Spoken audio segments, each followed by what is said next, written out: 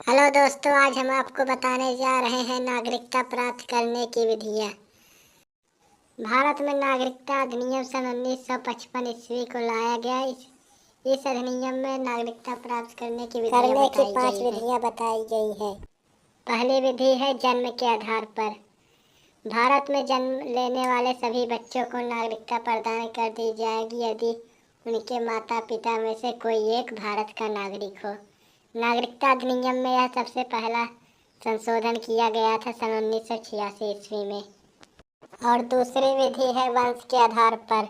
विदेश में जन्म लेने वाले बच्चों को भी नागरिकता दे दी जाएगी यदि उनके माता पिता भारत के किसी वंश से सम्मिलित हों। यह नागरिकता अधिनियम में दूसरा संशोधन किया गया था।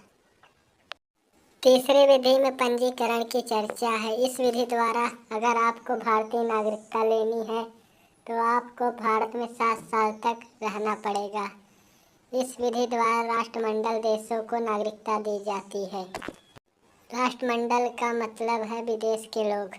चौथी विधि में देशीकरण की चर्चा है। इस विधि द्वारा अगर आपको भारतीय नागरिकता लेनी है तो भारत का एक भाषा, कला, विज्ञान, साहित्य के बारे में पता हो तो आपको नागरिकता प्राप्त हो जाएगी। पांचवी विधि में अर्जित भूमि की चर्चा है, अर्थात किसी विदेशी राज्य को अगर भारत में मिला लिया जाए तो उस राज्य के लोगों को भारतीय नागरिकता प्रदान हो जाएगी। उदाहरण में सिक्किम को भारत में लेने पर वहाँ के निवासियों को भारतीय नागरिकता दे दी गई। और पश्चिम बंगाल के फरगाना जिला के लोगों को भी भारतीय नागरिकता प्रदान हो गई है।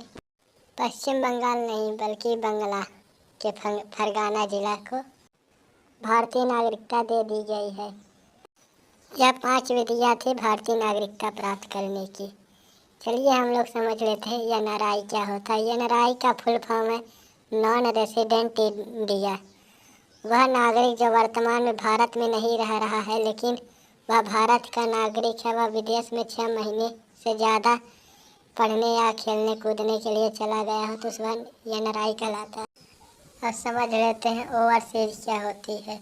इसे 2005 में लक्ष्मण सिंघवी समिति द्वारा जोड़ा गया। यह बड़े बड़े उद्योगपतियों को दिया जाता है, जैसे जो विदेशी नागरिकता ग्रहण कर लिए हैं उन्हें भारत में आने के लिए वीज़ा की आवश्यकता नहीं होती है।